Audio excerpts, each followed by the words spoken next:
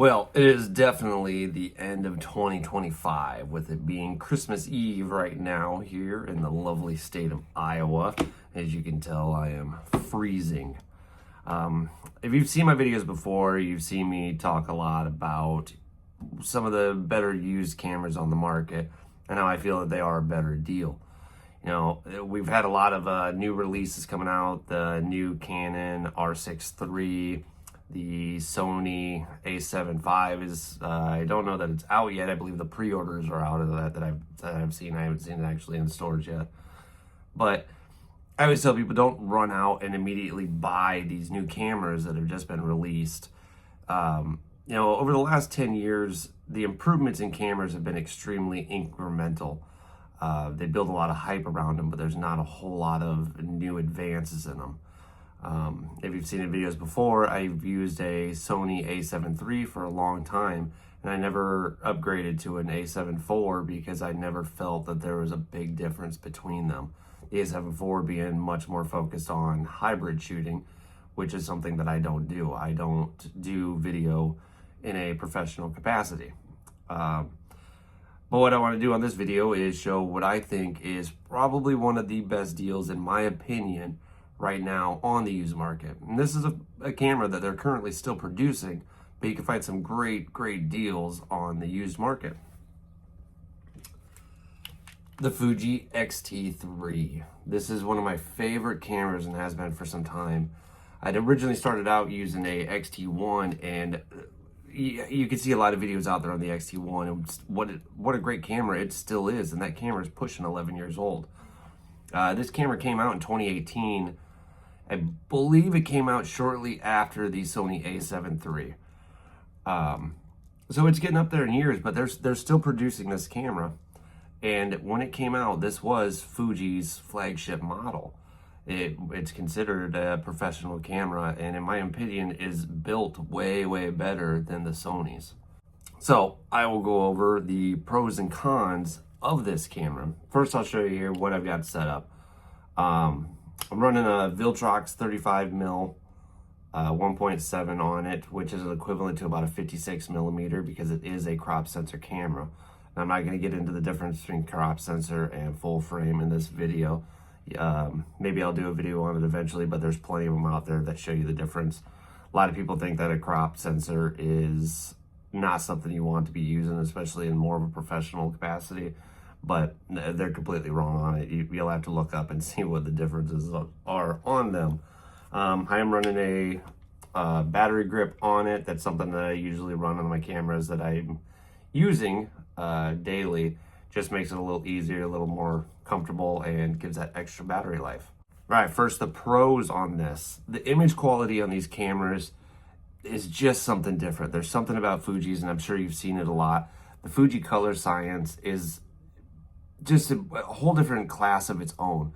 The way that these images look, it's something that, you know, it's hard to say, but Fuji cameras, the images, it's almost like you can see an image and you know that it came from a Fuji camera. I mean, Fuji has been around for a long time. Their Fuji film is very well known, and they were able to bring that into the X series cameras, that look, that Fuji look that they're very well known for.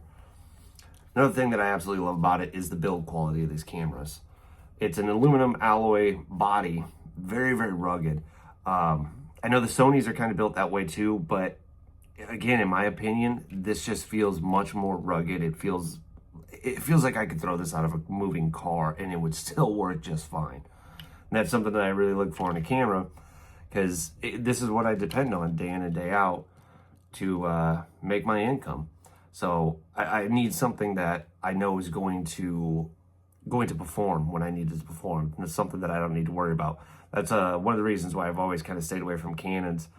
Not that Canons are a bad camera at all, but I've just always felt that they just feel a little plasticky in my hands. The next thing is the electronic viewfinder and the screen itself on this. Even being a 2018 camera, it's hard to find another camera that has such great image quality through the electronic viewfinder. The Sony, I know the Sony A7 III, I believe, was a 2 million dot EVF, and This one's coming in at around 3 some million dot EVF on it. The image quality is fantastic. Looking through the electronic viewfinder, you can see everything really, really clearly.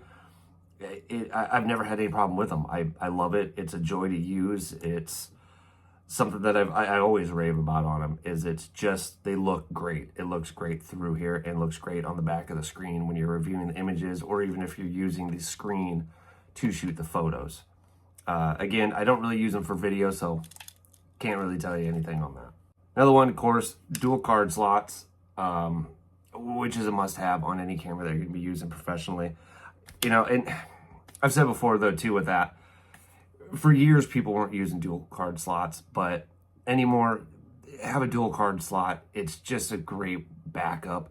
Myself, I've never had an SD card fail on me, but God forbid it ever did. I definitely want that backup. You know, if I'm out there shooting a wedding, the last thing I want is one of my, you know, have a camera that only has one slot in it and have one card, and that card fails and end up losing a good chunk of photos that are extremely important to somebody. Now, the cons of the camera. There is no IBIS, no in-body image stabilization that is in this camera. The Sony definitely does have that, and something that I did like with the Sonys is I could easily hand shoot those down to, you know, 1/10 of a second. The Fuji lenses do have optical image stabilization built into them. I don't run any of the Fuji lenses. I run aftermarket, usually Viltrox lenses or Sigma. But myself, I really I don't have a need for the IBIS. If it's not something that you really, really need, then it's not a concern. But when I'm shooting, I shoot a lot of portrait stuff and I shoot a lot of wedding stuff. I'm usually not shooting anything under 1/80th of a second. So it's not a big concern. And if you're like me, it's not going to be a worry at all. Another con to it, the low light performance on these cameras are not the best. I'll put some images up here of some low light stuff. Now, I will say that you can crank the ISO on these and they don't really get all that noisy.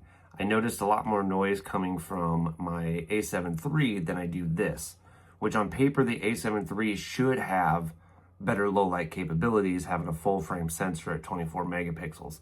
This being 26.2 or 26.3 on an APS-C should have worse low light capabilities, but I haven't noticed that. I honestly haven't. I do have to move up the ISO more than I would on an A7 III, but the image quality still holds up. It doesn't get noisy. And again, with those images I just showed, you can see that yourself. Now, the autofocus. A lot of people have complained about the autofocus on the Fuji cameras. I will say the A7 III, A7 IV, you know, and I'm sure the A7 V is even better from what it looks like on paper. They are a step above. They does seem to track a lot better. My A7 III would definitely seem to track a lot better, but not a huge difference. I really haven't had this camera miss focus when I am running it on continuous and I'm shooting in burst modes.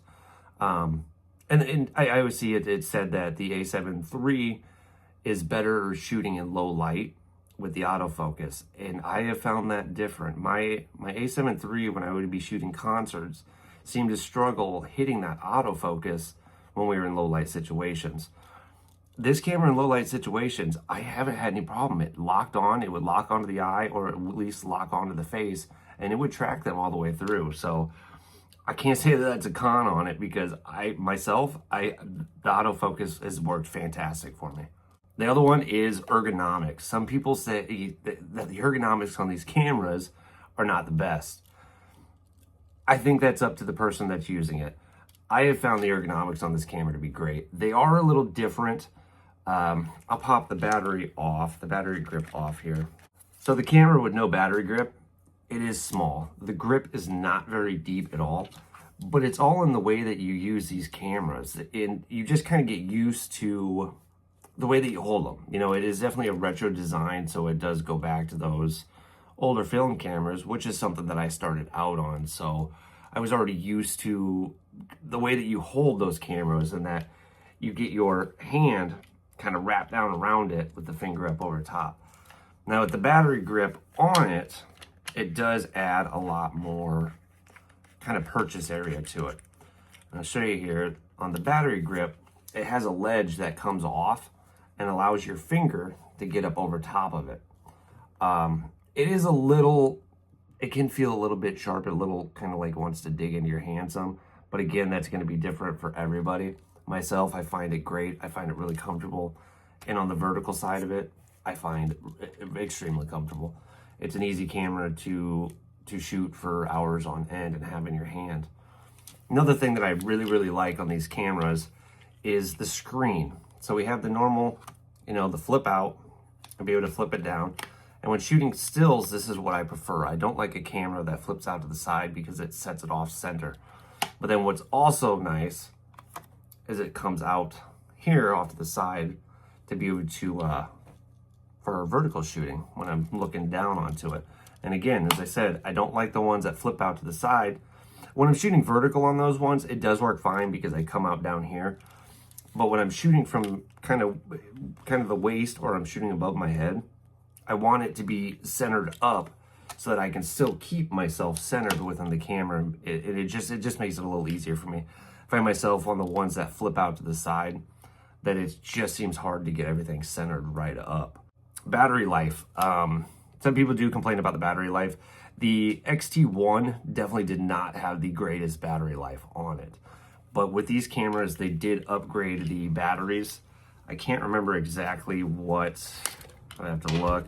They upgraded them to, I think it's an S mark on them. But I really have not noticed a big difference in the battery life between this and say like an A7 III.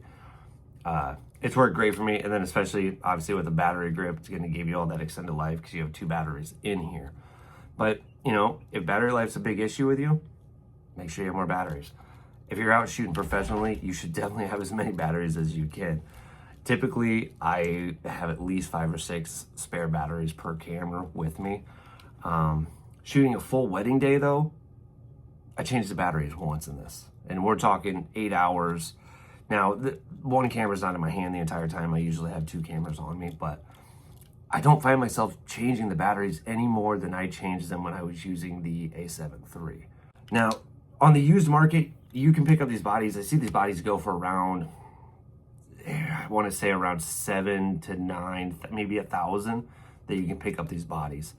I picked up this body with the battery grip for $850 and only 6 on the shutter count. So a brand new camera, and I paid $850 for it. Pop on a Viltrox lens. Viltrox lens will run you about $200, which I've got a video out, a very short video on these Viltrox lenses. I think these are one of the best bang for your buck lenses. It is a super sharp lens. It's a super fast lens, and it's hard to beat one of these. Definitely a great prime lens to have in there.